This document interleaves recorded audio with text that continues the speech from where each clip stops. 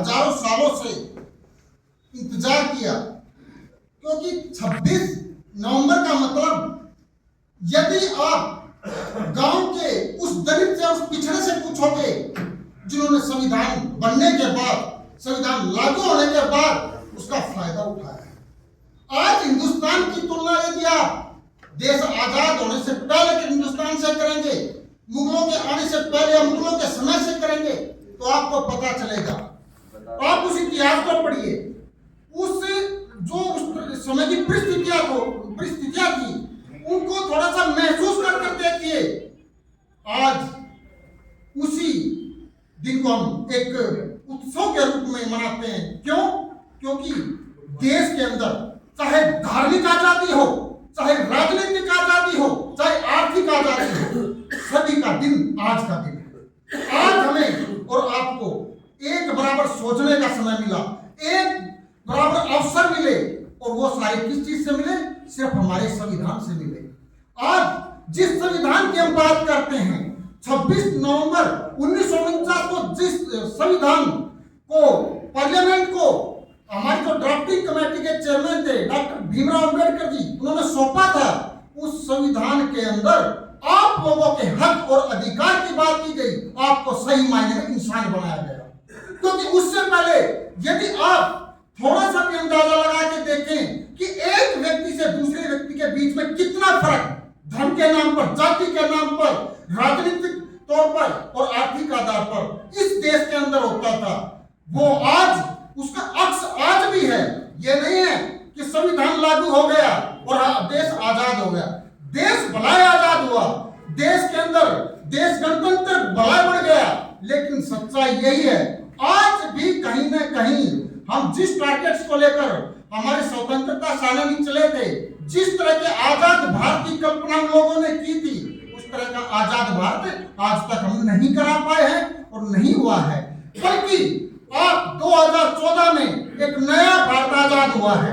आप सबको पता है, एक नया भारत, किस तरह का भारत? जो संविधान के खिलाफ बात बनता है, उस भारत की बात आज पूरे देश में, जिसके लिए राहुल गांधी जी जोर शोर तरीके से एक एक पॉइंट पर बातें उठा रहे हैं, एक एक चीज आप लोगों को बता रहे हैं कि भाई संविधान की वजह, संविधान के ये नुकसान, ये जो सत्तारूढ़ पार्टी है ये करने जा रही है। अभी हमारे साथी कह रहे थे राजनीति की बातें नहीं, ये मंच ही राजनीतिक है, या मंच पर राजनीतिक बातें नहीं होंगी तो होंगी क्या?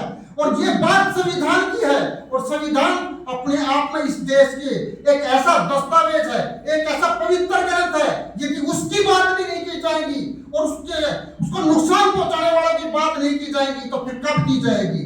और ये वो मंच है जहां हमारे कार्यकर्ताओं को मौका मिलता है। जो बड़ी रैली होती है, हमारे किसी कार्यकर्ताओं को मौका नहीं मिलता। यदि इन मंचों पर भी हमारे कार्यकर्ताओं को मौका नहीं मिलेगा तो फिर कहां मिलेगा? इसलिए खुलकर बोलिए, जो आप लोगों के साथ होता है बिल्कुल खुलकर बोलना चाहिए। हमारी कोई रेल नहीं छूटती, जब हमने कार्यक्रम एक दिन का रखा, पूरे दिन चलने दो, कोई दिक्कत नहीं है। ये पार्टी की भी गाइडलाइन, कोई गाइडलाइन इससे ऊपर नहीं है कि भी आपको बिल्कुल पॉइंट, आज 3-4 पॉइंट्स जो लेटर आया हमारे अध्यक्षों के पास, बल्कि हम तो ये चाहते थे उनको सभी पर चर्चा होनी चाहिए, सेशन वाइज चर्चा होनी चाहिए, फिर भी कोई बात नहीं है। जिस तरीके का कार्यक्रम, क्योंकि एक कार्यक्रम और भी था, वो मिसमैच हो गया, कोई बात नहीं है, लेकिन बातें सारगर्भित होनी चाहिए।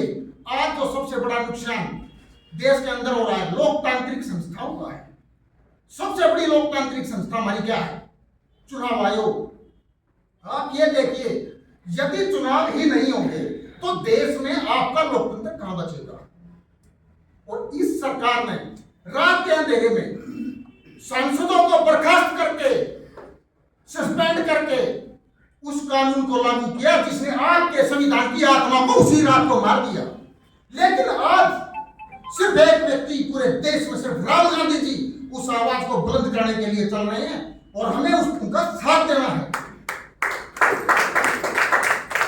यदि सही मायने में यह सरकार ईमानदार होती, हमारे साथी हैं सुनील कौशिक जी, सुबह बात हो रही है, 10 बजे के बैठे हैं यहाँ, इसी चीज पर भी लोग ऐसे कहते हैं, लेकिन आपके पास उनसे बड़े हथियार हैं।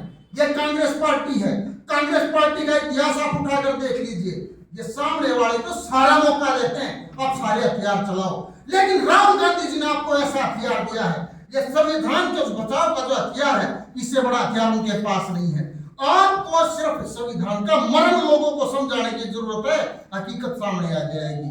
आदमी भूखा मरता है, उसको धर्म की घुट्टी पिला दो, वो जय करने लग जाएगा, लेकिन यदि आप उसको संविधान समझा दो तो उसमें जान आ जाएगी।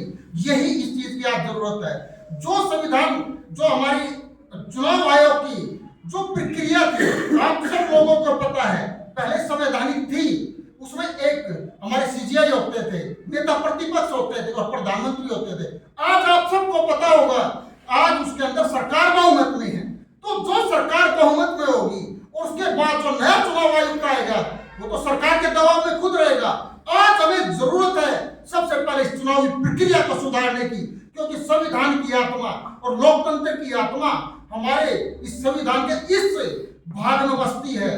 यदि हम अपने चुनावों को ही लुटवा देंगे तो किस चीज का लोकतंत्र और किस चीज की सरकार। आज देश में असलियत में तानाशाही की शुरुआत हो चुकी है और वो तानाशाही का पहला बड़ा कदम अभी आपने कल, लोग बड़ी बड़ी बातें करते हैं, राहुल गांधी जी ने कह दिया था कि ड्रामा अभी 11 में, बिल्कुल सही था, वो चुनाव के वक्त इनके ड्रामे होते हैं। यदि कल राम मंदिर का उद्घाटन हुआ है या कल देश को सदियों बाद राम मंदिर मिला है, तो चुनाव से पहले क्या मिला था, वो चीज भूल गए हम लोग। उस चीज को भी याद रखना चाहिए। ये सिर्फ ड्रामेबाज सरकार है, सिर्फ आप लोगों की आशा और आकांक्षाओं से खेलना जानती है। आप लोगों को हक और अधिकार की बातें कभी नहीं करेगी। सिर्फ एक नाम इनका, जय श्री राम, उसी में आप लोग सारी चीजें भूल जाते हो।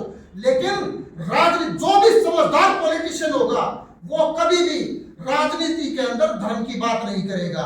इसलिए हमने संविधान की जो मजबूत और मूलभूत बातें हैं, उन्हीं को जनता के आगे ले जाना पड़ेगा। अभी इस कार्यक्रम के बारे में भी हमारी मंशा थी कि हमारी 6 विधानसभा है, 6 के अंदर अलग अलग कार्यक्रम हो, ज्यादा से ज्यादा लोगों के बीच हमें जाना पड़ेगा। आज देश के अंदर वो हालात पैदा हो गए हैं, आपकी बात सुनने को लोग तैयार नहीं है, क्योंकि जो झूठ और प्रपंच का आवरण पूरे देश में फैला दिया गया है, उसको रोकने की जरूरत है। तो इसलिए हमें ज्यादा से ज्यादा लोगों के पास पहुंचना है और इन कार्यक्रमों की सार्थकता तभी साबित होगी और तभी सिद्ध होगी जब हम लोगों को संविधान की एक एक पॉइंट टू पॉइंट संविधान पर बात करेंगे, संविधान के अनुसार लोगों को समझाएंगे। उसी सिर्फ एक ही हथियार लोकतंत्र में आज हमारे पास बचा है, जिसको हम महिमा मंडित करके इनका जवाब दे सकते हैं, इन लोगों को हरा सकते हैं और देश का संविधान और लोकतंत्र बचा सकते हैं। जय हिंद, जय भीम, जय भारत। जय श्री राम।